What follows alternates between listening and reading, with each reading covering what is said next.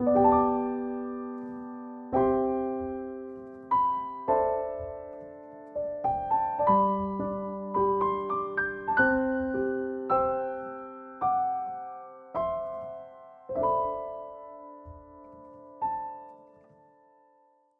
오늘 함께 나눌 말씀은 사도행전 1장 12절에서 14절 말씀입니다. 제가 읽어드릴게요. 여러분들 말씀을 잘 눈으로 보시면서 들으시면 좋겠습니다. 제자들이 감람원이라 하는 산으로부터 예루살렘에 돌아오니 이 산은 예루살렘에서 가까워 안식일에 가기 알맞은 길이라. 들어가 그들이 유하는 다락방으로 올라가니 베드로, 요한, 야고보, 안드레와 빌립, 도마와 바돌로메, 마테와 및 알페오의 아들 야고보, 셀로신 시몬, 야고보의 아들 유다가 다 거기 있어 여자들과 예수의 어머니 마리아와 예수의 아우들과 더불어 마음을 같이하여 오로지 기도에 힘쓰더라. 아멘.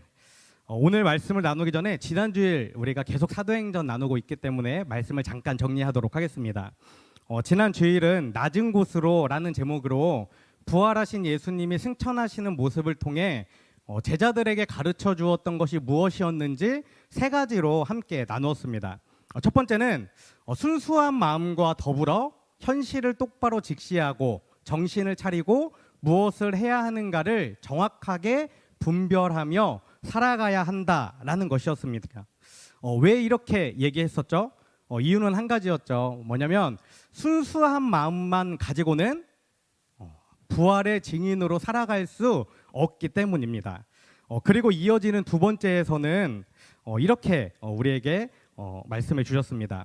언제 주님이 다시 오실까 생각하며 무기력하게 하늘만 쳐다보고 있는 것이 아니라 삶의 자리로 돌아가서 범사에 헤아려 좋은 것을 취하고 악은 어떤 모양이라도 버려 성령 충만한 인생이 되어야 한다라는 것이었죠.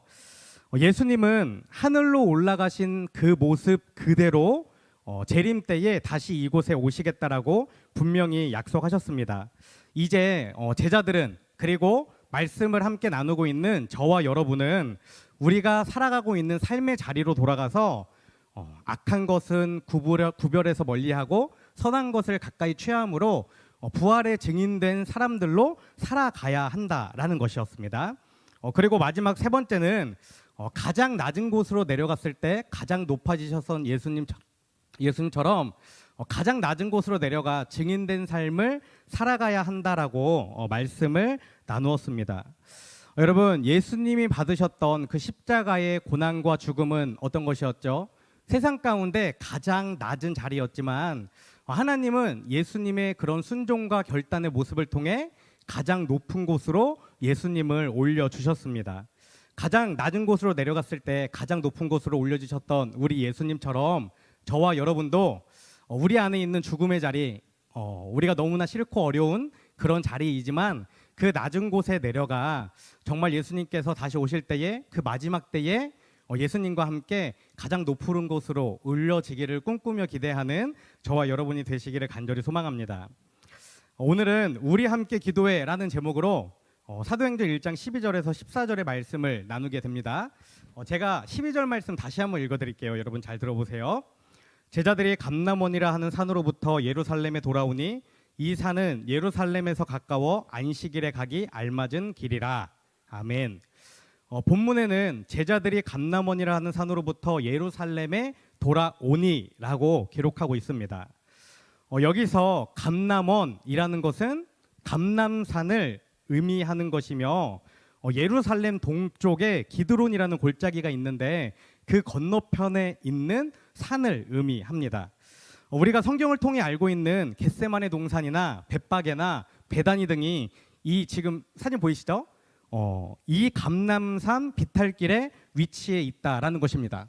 여러분 보시는 것에서 왼쪽이 예루살렘이고 오른쪽이 감람산 비탈길이라는 거예요. 또한 이 감람산 꼭대기에 서서 예루살렘을 바라보면 예루살렘 성전이 아주 자세히 보였다고 합니다. 여러분들 지금 보시는 이 사진에는 저 노란 돔 있죠? 금색 돔. 저게 이제 이슬람 사원으로 바뀌었는데 옛날에 저 자리에 예루살렘 성전이 있었다라는 거예요. 그래서 감람산 꼭대기에 서서 봤을 때에 예루살렘이 아주 가까이 보이는 곳에서 예수님이 승천하셨다라는 것을 우리가 본문을 통해 알 수 있습니다. 또한 본문은 계속해서 이 산은 예루살렘에서 가까워 안식일에 가기 알맞은 길이라 라고 표현하고 있습니다. 여기서 안식일에 가기 알맞은 길이라 라는 말 여러분 혹시 이해가 되시나요? 저도 이 말이 이해가 안 되더라고요. 우리한테는 적용이 되기가 굉장히 어려운 말인데 제가 주석을 찾아보니까 이 말은 출애굽 시대에 처음 생겨난 말이라고 합니다. 이스라엘은 날짜가 저녁부터 바뀌었기 때문에 금요일 저녁에 해질녘이 되면 안식일을 지키기 위해서 언약궤가 그 자리에 딱 멈춰섰다라고 해요. 그때 이스라엘 백성들은 이 언약궤로부터 1km 정도 떨어진 곳에 장막을 치고 거기에서 거주했었는데 다시 말하면 이 1km라는 거리가 안식일에 걸을 수 있는 전통적으로 예전부터 내려오는 그 거리를 1km라고 얘기하는 거죠. 그러니까 정리해 보면 예수님이 승천하신 이 감람산에서 예루살렘까지의 거리가 대략 1km 정도 거리였기 때문에 안식일에 가기 가까운 거리였다라고 성경에 기록하고 있는 것입니다. 이것은 이 두 사이의 거리가 정말 코앞에 닿을 만큼 가까웠다라는 것을 의미해요. 이처럼 가까운 거리에서 예루살렘을 바라보고 있는 이 제자들의 마음 여러분 어땠을까요? 사도행전을 나누면서 제가 여러분들에게 말씀드렸죠. 예루살렘에는 아직도 누가 있었죠? 예수님을 잡아 죽인 종교 지도자들이 건재하고 있었고 예수님을 죽였을 뿐만 아니라 제자들인 자기들 역시 잡아 죽이기 위해서 종교 지도자들이 살고 있는 곳이 바로 예루살렘이었습니다. 아마도 제가 이 제자의 입장이었다면 예루살렘이 그렇게 코앞에 보이는 곳에 여러분 같으면 어땠을까요? 있고 싶었을까요? 아니었을 거예요. 최대한 멀리 도망치고 싶었을 거예요. 최대한 멀리 돌아가고 싶었을 거예요. 피할 수만 있다면 절대 다시 가고 싶지 않은 곳이 바로 예루살렘이었다라는 것이죠. 그런데 오늘 말씀을 보면 정말 이상한 일이 나타나고 있죠. 그런 예루살렘을 향해 제자들이 함께 어떻다는 거죠? 걸어가고 있다라는 것입니다. 그 예루살렘을 향해 함께 가고 있다라는 거예요. 여러분, 가고 싶지 않은 길을 함께 걸어가는 것, 가고 싶지 않은 곳에 함께 걸어가는 것, 이것이 오늘날 우리 신앙 공동체와 교회와 가정 가운데에 회복되어야 할 영성이라고 생각합니다. 가면 죽는 줄 알지만 주님이 원하시기 때문에 말씀 가운데 기록되어 있기 때문에 너무나 싫지만 어떻다는 거죠? 함께 동참할 줄 안다라는 것입니다. 다른 사람은 몰라도 나는 정말 못 가겠는데, 나는 정말 하지 못하겠는데, 그럼에도 불구하고 말씀을 알고 말씀에 순종하며 살아가기로 결단했기 때문에 그 길을 함께 나아가는 거예요. 여러분, 우리 신앙 공동체와 우리 가정과 우리 교회와 이 시간 함께 예배하는 저와 여러분도 부활의 증인으로 살아가려면 가장 먼저 이 단계를 극복해야만 합니다. 가면 부담스러울 줄 알지만 또 내가 싫어하는 환경과 또 때로는 어떻죠? 내가 정말 말하기 싫은 사람이 있는 그곳이지만 다른 사람들과 함께 공동체와 함께 그곳의 기쁨으로 나아가는 것입니다. 우리가 이것을 중요하게 생각해야 하는 이유가 있습니다. 그것은 무엇이냐면 사실 그렇죠. 내가 하기 편하고 하기 쉽고 내가 하고 싶은 일을 할 때는 어떻죠? 내 힘과 내 의지와 내 노력으로 하기 때문에 다른 누군가의 도움이나 다른 누군가의 어떤 힘이 필요하지 않아요. 그렇죠? 내가 다 좋아하고 할 수 있는 일이니까. 그런데 내가 정말 하기 싫고 내가 정말 할 수 없고 내가 정말 어려운 일, 그 일을 할 때는 어떻죠? 내가 할 수 없기 때문에 성령님의 도우심을 구할 수밖에 없는 인생이 될 수밖에 없다는 것이죠. 사실은 우리가 정말 하기 힘든 일 앞으로 자꾸 나아가야 더 복음의 사람, 성령의 사람, 예수님의 사람으로 변화될 수 있다라는 진리를 오늘 말씀 가운데에 우리가 찾아볼 수 있는 것입니다. 여러분, 우리가 정말 하기 힘든 일에 동참할 때에, 참여할 때에 성령께서 우리 안에 임하시고 우리에게 힘을 주시고 능력을 주셔서 우리가 그 일을 능히 감당할 수 있도록 우리를 세워주십니다. 그러나 이 핑계 저 핑계, 우리 참 핑계댈 게 많죠. 지금은 바빠서, 지금은 이게 우선이라서, 지금은 뭔가가 너무 중요해서, 이렇게 핑계를 대며 하나님의 일을 멀리 한다면 우리는 성령 충만을 경험할 수 없을 수밖에 없다라는 것입니다. 이유가 없는 사람이 어디 있고 힘들지 않은 사람이 어디 있습니까? 전부 다 이유가 있고 전부 다 힘든 세상을 살아가고 있죠. 하지만 힘들고 어렵지만 주님이 원하는 일이기에 기꺼이 동참할 때 성령께서 기름 부으시고 함께 하시는 역사를 경험하며 진짜 살아있는 믿음의 증인이 될 수 있다라는 사실을 저와 여러분이 반드시 기억하시면 너무나 좋을 것 같습니다. 계속해서 13절은 이렇게 기록하고 있습니다. 들어가 그들의 유하는 다락방으로 올라가니 베드로, 요한, 야고보, 안드레와 빌립, 도마와 바돌로메, 마테와 및 알페오의 아들 야고보, 셀로신 시몬과 야고보의 아들 유다가 다 거기 있어. 아멘. 먼저 들어가 그들의 유하는 다락방에 올라가니라고 본문에 기록하고 있습니다. 원문에는 정관사가 붙어 있기 때문에 이 다락방은 평소에 제자들이 자주 이용했던 곳이다라는 것을 우리가 알 수 있습니다. 그리고 이 다락방에 대해 대부분의 성경학자들이 예수님과 마지막 만찬을 가지셨던 마가의 다락방이었다라고 이야기합니다. 또한 말씀을 계속해서 이 다락방에 누가 있었는지 기록하고 있는데요. 제가 다시 한번 읽어드릴게요. 베드로, 요한, 야고보, 안드레와 빌립, 도마와 바들로메, 마테와 및 알페오의 아들 야고보, 셀로신 시몬, 야고보의 아들 유다가 다 거기 있었다라고 기록하고 있습니다. 여러분, 이 사람들 누군지 아세요? 네, 몇 명인지 아시나요?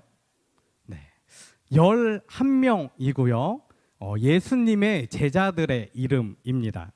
가론 유다를 뺀 11명이 모두 다 이 다락방에 있었다라는 것입니다. 이 사실을 강조하는 것이 마지막에 기록된 다 거기 있어라는 문장을 통해 알 수 있습니다. 그러니까 제자들은 전부 다 함께 모여서 다락방에 있었다라는 것이죠. 또한 이 11제자 외에도 여자들이 있었고 예수님의 어머니 마리아도 있었고 예수님의 아우들도 함께 있었다고 이어지는 14절에 기록하고 있습니다. 제가 다시 한번 읽어드리겠습니다. 여자들과 예수의 어머니 마리아와 예수의 아우들과 더불어 마음을 같이하여 오로지 기도에 힘쓰더라. 아멘. 여러분, 13절과 14절을 통해 우리가 분명히 알 수 있는 한 가지가 있습니다. 그것은 무엇이냐면 너무나 중요한데요. 성령 충만은 혼자 받는 것이 아니다라는 것입니다. 성령 충만을 받으려면 어떻게 해야 한다는 거죠? 신앙 공동체 생활을 잘 해야 한다라는 것입니다. 혼자서 신앙생활 한다고 말하는 사람들이 아니라 나 혼자 기도 생활 잘하고 있다라고 건들지 말라고, 나는 내가 알아서 한다라고 그렇게 말하는 사람들이 아니라 다 함께 모여서 마음을 같이 하고 같은 기도 제목과 같은 말씀을 나누며 신앙생활을 하는 사람들 가운데에 성령 충만이 임재하게 된다라는 것입니다. 또한 여러분, 다락방에 여자들이 함께 있었던 것을 우리는 본문을 통해 분명히 알 수 있습니다. 지금과는 너무나 다르지만 당시 여자들과 아이들은 어떤 존재였죠? 사람의 숫자에 포함되지 않았던 시대였습니다. 그런데 본문을 통해 우리가 알 수 있는 것은 무엇입니까? 여자라고 기도하는 일에서 절대 빠지지 않았다라는 것입니다. 단지 어떤 밥이나 하거나 설거지나 하고 또 청소나 해주면서 함께 남자들과 있었던 것이 아니라 남자들과 똑같이 주도적으로 자신들의 의지를 가지고 예수님께서 약속하신 성령이 임하기를 간절히 담대히 기도했다라고 오늘 본문 가운데에 분명하게 기록하고 있는 것입니다. 그런데 특이한 것은 이 여인들 중에 예수님의 어머니인 마리아만 그 이름이 명확하게 기록되어 있는 것을 볼 수 있습니다. 이렇게 이름이 기록된 것을 보아 초대교회 당시 마리아의 영향력이 굉장히 컸다는 것을 알 수 있죠. 그러나 마리아가 예수님의 어머니였다라는 이유로 다른 사람들로부터 어떤 경배나 추앙의 대상이 된 것이 아닙니다. 그녀도 다른 사람들과 동일하게 같은 곳에서 같은 위치에서 같은 기도 제목을 가지고 기도했었다라는 것을 알 수 있습니다. 또한 예수님의 아우들에 대해서도 기록하는 것을 볼 수 있죠. 예수님에게는 남동생이 4명 있었습니다. 야고보와 요셉, 시몬, 유다가 그들이었고 여동생은 몇 명이었는지 정확하게 성경 가운데 기록되어 있지 않지만 대략 2명이라고 학자들이 많이 이야기하는 것을 볼 수 있습니다. 이 중에서 야고보와 유다는 야고보서와 유다서의 저자가 되었습니다. 특히 야고보는 초대교회 예루살렘 교회에서 굉장히 대표적인 역할을 감당했습니다. 하지만 처음부터 예수님의 동생들이 이런 일들을 했던 것은 아니었습니다. 처음부터 이런 믿음의 사람들이었던 것은 아니었어요. 그러면 언제부터 이들이 예수님을 주님으로 고백하는 그 믿음을 가지게 되었을까요? 고린도전서 15장 7절에 보면 이렇게 기록되어 있습니다. 그 후에 야고보에게 보이셨으며 그 후에 모든 사도에게와 아멘. 본문에 그 후에 야고보에게 보이셨으며라고 기록하고 있습니다. 우리는 이 말씀을 통해 한 가지를 추측해 볼 수 있어요. 그것은 무엇이냐면 예수님께서 부활하신 후에 자기의 형제들을 찾아가서 부활하신 예수님을 직접 보이셨고 가족들을 신앙으로 분명하고 견고하게 세우는 일에 집중하셨다라는 것입니다. 여러분, 부활하신 예수님, 죽었다 살아나신 예수님 하실 일이 얼마나 많으셨겠어요. 세상을 바꾸셔야 했고 제자들을 가르치셔야 했고 너무나 하실 일이 많으셨지만 예수님께서 중요하게 생각하셨던 것은 자기의 형제들을 돌보고 자기 가족들을 믿음으로 바로 세우는 일에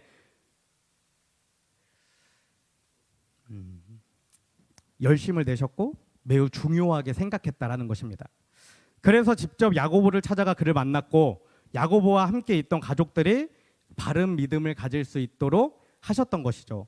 디모데전서 5장 8절 말씀에 이런 말씀이 기록되어 있습니다. 누구든지 자기 친족, 특히 자기 가족을 돌보지 아니하면 믿음을 배반한 자요 불신자보다 더 악한 자니라. 아멘.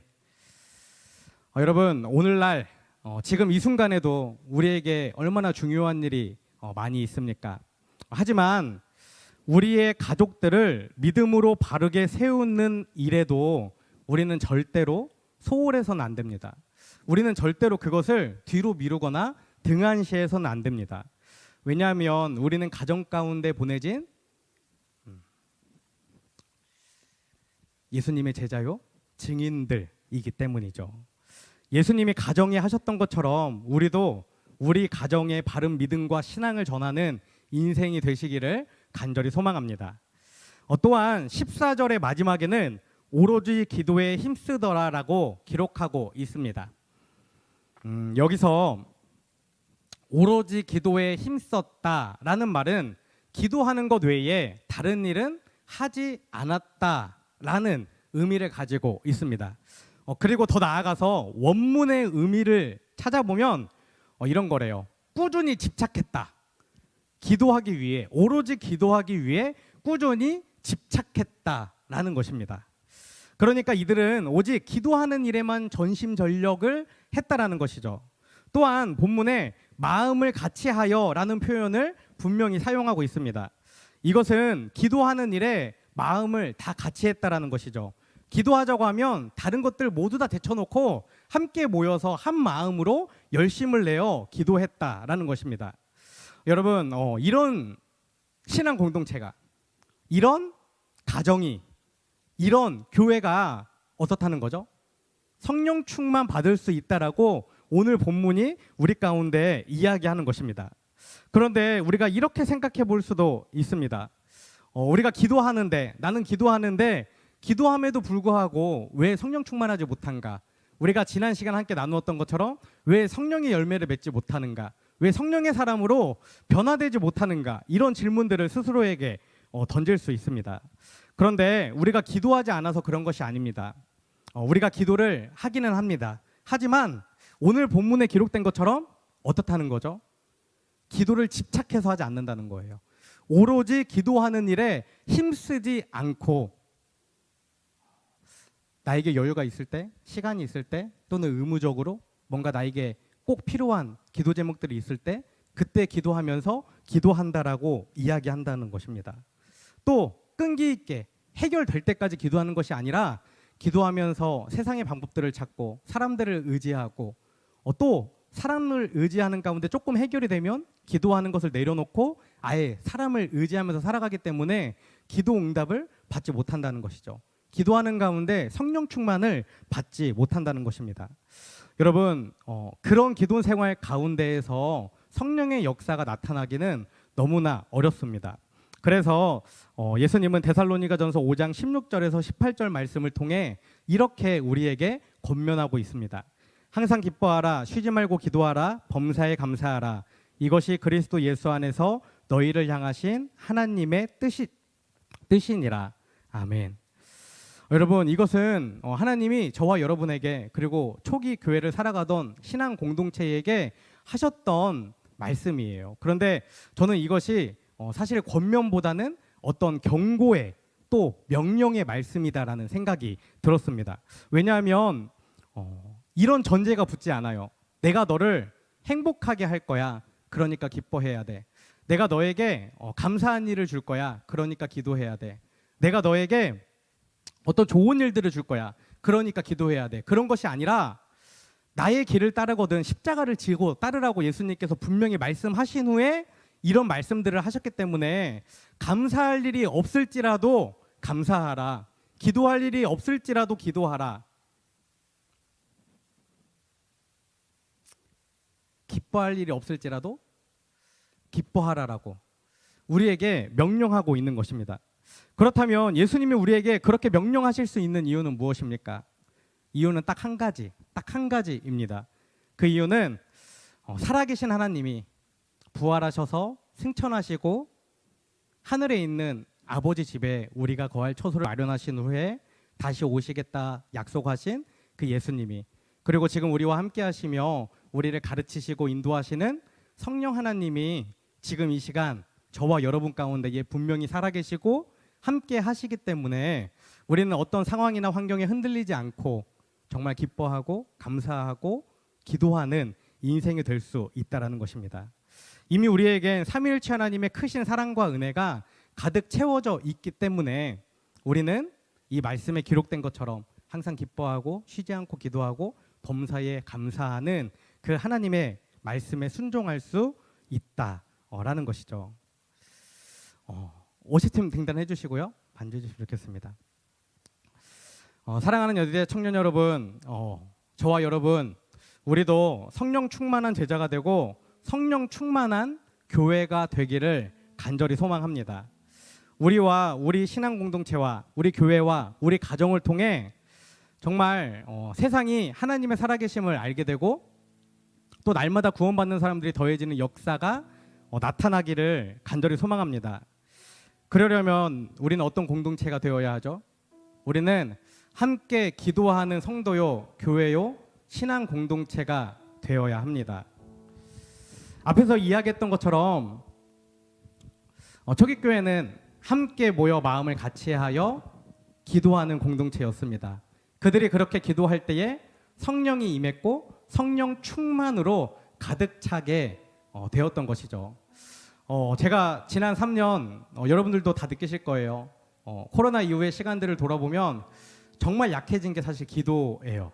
기도. 우리가 함께 모여 기도하는 것, 기도의 분량이 너무나 작아졌다는 것, 또 기도하는 것들을 많이 놓치고 있다는 것. 우리의 기도가 회복되지 않는다면, 우리의 기도가 다시 살아나지 않는다면, 우리의 기도가 다시 불붙지 않는다면 우리 가운데 있는 성령은 소멸되고 말 것입니다. 우리 가운데 있는 그 작은 성령의 불씨마저도 우리는 잃어버리게 될 것이에요. 여러분, 우리 함께 기도하기 원합니다. 우리 함께 매주일 선포되어지는 말씀을 통해 기도하기 원합니다. 같은 기도 제목을 가지고 매일매일 삶 가운데에 기도하기 원합니다. 우리 시간 함께 우리 함께 기도에 찬양할 때에 하나님, 제가 매일매일 기도하는 인생이 되겠습니다. 오로지 기도에 힘쓰는, 기도에 집착하는 기도함으로 성령 충만 받는 인생이 되겠습니다. 이런 결단을 담아 함께 기도하겠습니다.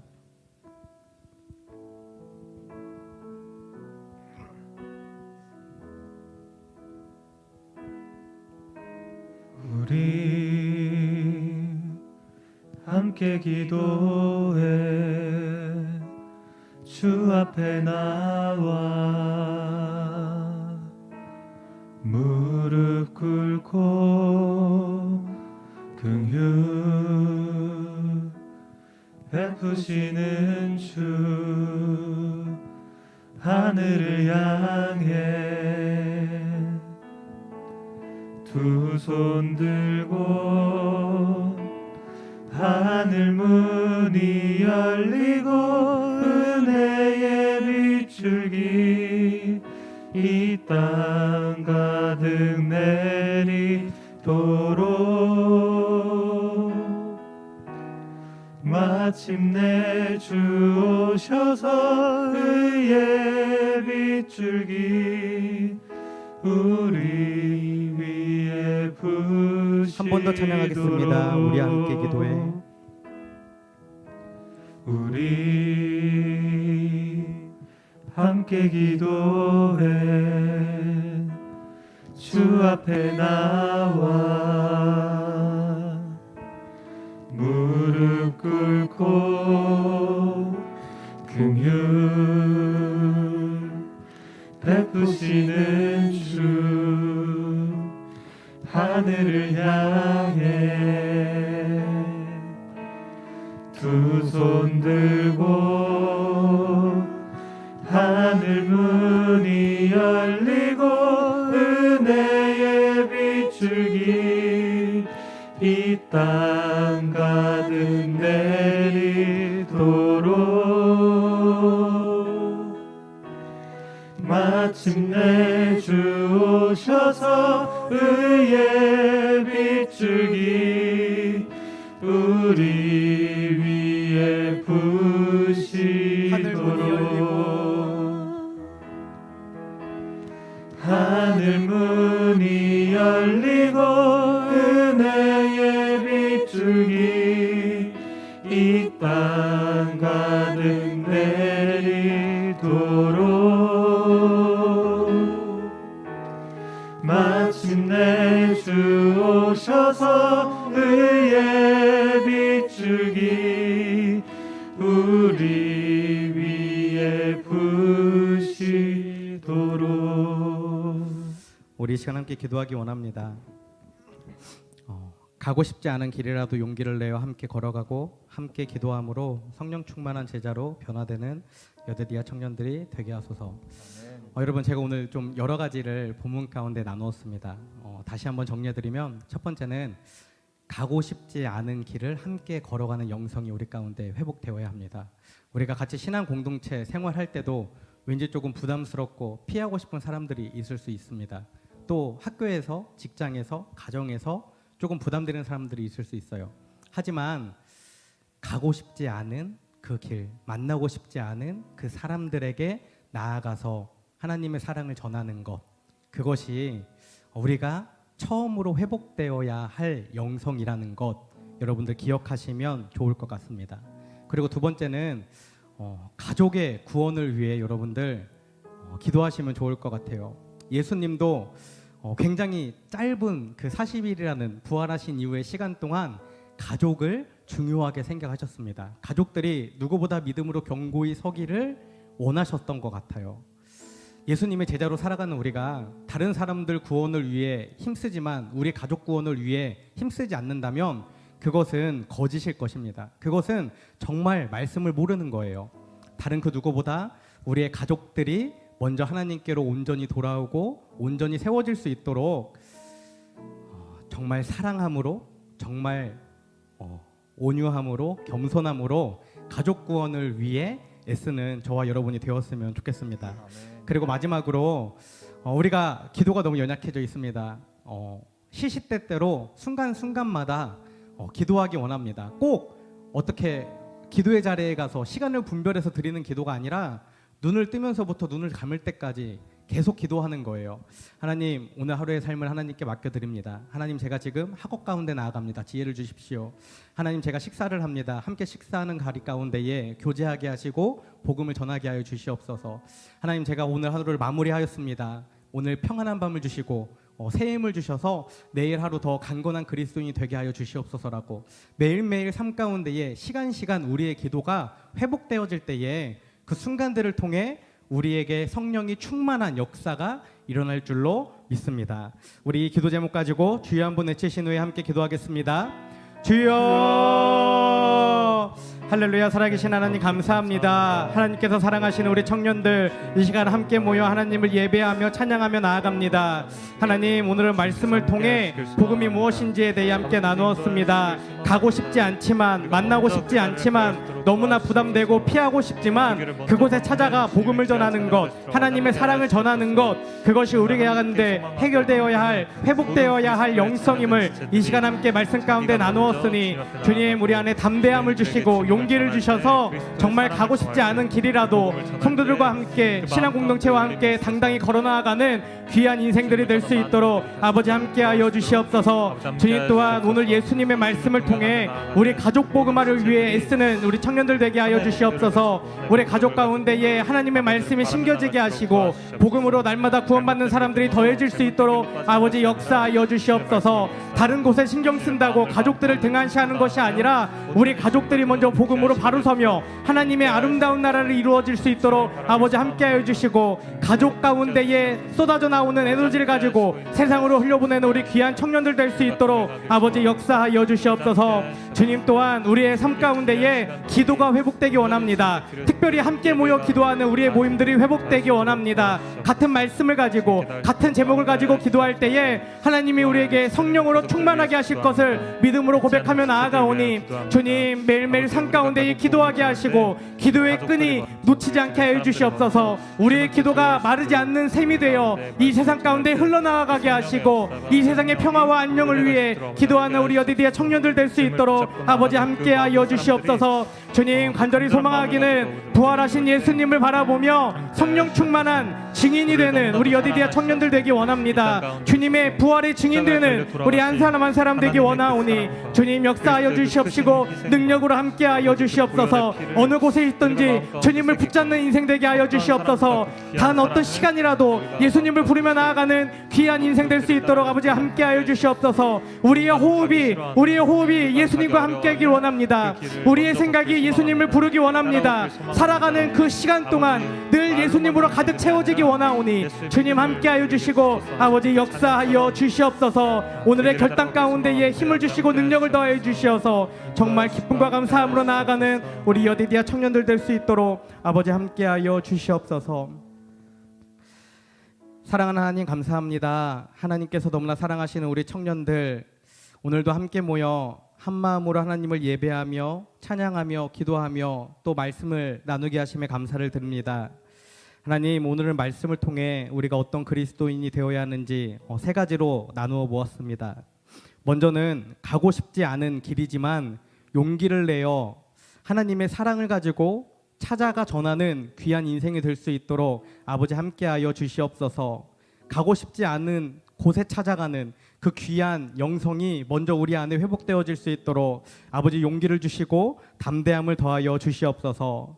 또한 주님, 우리 가족 가운데에 아직 주님을 모르는 영혼들이 있다면 그들을 긍휼히 여겨주시고 그들의 마음과 생각 가운데에 활짝 복음의 문을 열어주셔서 모두 다 하나님을 알게 하시고 구원받는 사람으로 변화될 수 있도록 아버지 함께하여 주시옵소서. 그 일 가운데 쓰임받는 우리 여디디아 청년들 되기 원하오니 주님, 다른 일들이 바쁘다라고 핑계하며 가족들을 소홀히 하는 것이 아니라 하나님께서 우리에게 먼저 주신 가족들을 귀히 여기며 사랑하며 복음으로 전도하며 우리 가정이 하나님 나라로 아름답게 바뀌어서 그 안에서 나오는 에너지를 가지고 세상 가운데 더 힘있게 부활의 증인으로 살아가는 귀한 영혼들 될 수 있도록 아버지 함께하여 주시옵소서.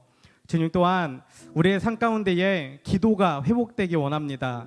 매일매일 우리의 호흡이 있는 동안 가운데에 하나님을 부르는 우리의 입술이 되기 원합니다. 눈을 뜨면서부터 눈을 감는 그 순간까지 또 잠을 자는 그 순간에도 하나님을 생각하며 하나님을 자랑하며 하나님의 말씀을 기억하며 매일 하나님과 동행할 때에 우리 가운데에 성령이 임하고 성령 충만함으로 변화되며 우리가 성령의 열매를 맺는 인생으로 변화될 줄 믿사오니 주님, 매일 기도하는 인생이 될 수 있도록 함께하여 주시옵소서. 또한 특별히 우리가 여디디아 신앙 공동체로 함께 엮여 있습니다. 주님이 묶어주신 우리가 이 공동체를 위해 기도하기 원합니다. 또 함께 기도하기 원합니다. 같은 제목을 가지고 나아가기 원합니다. 주님, 기도에 힘을 내며 기도의 용사로 살아가는 우리 여디디아 청년들 되기 원하오니 아버지 함께 하시고 단 한 사람도 기도를 소홀히 하지 않고 정말 기도를 통해 하나님의 살아계심을 보게 하시고 세상이 변화되는 것을 경험하게 하시고 그 분명한 경험을 통해 확실한 부활의 증인으로 살아가는 귀한 여디디아 청년들 될 수 있도록 아버지 함께하여 주시옵소서. 주님, 저희들 사순절 보내고 있습니다. 우리의 자리가 어디인지 잘 점검하게 하시고 그리스도인으로 성도로 우리의 자리를 잘 찾아가는 귀한 시간이 될 수 있도록 아버지 함께하여 주시옵소서. 주님, 이 시간 하나님의 살아계심을 믿음으로 고백하며 정성껏 드려진 예물이 있습니다. 이 예물이 사용되어지는 곳에 하나님의 살아계심이 선포되어지게 하시고 날마다 구원받는 사람들이 더해지는 역사가 나타날 수 있도록 아버지 은혜를 더하여 주시옵소서. 이제는 우리를 위해 이 땅에 오신 예수 그리스도의 은혜와 독생자를 보내주신 하나님 아버지의 크신 사랑과 날마다 우리를 보호 인도 승리케 하시는 성령님의 내주 교통하심이 이 시간 가고 싶지 않은 길이라도 용기를 내어 함께 걸어가고 함께 기도함으로 성령 충만한 제자로 변화되기를 결단하는 하나님의 사랑을 입은 자 여디디아 청년들 위해 지금부터 영원까지 함께 하옵시기를 간절히 축원하옵나이다. 아멘.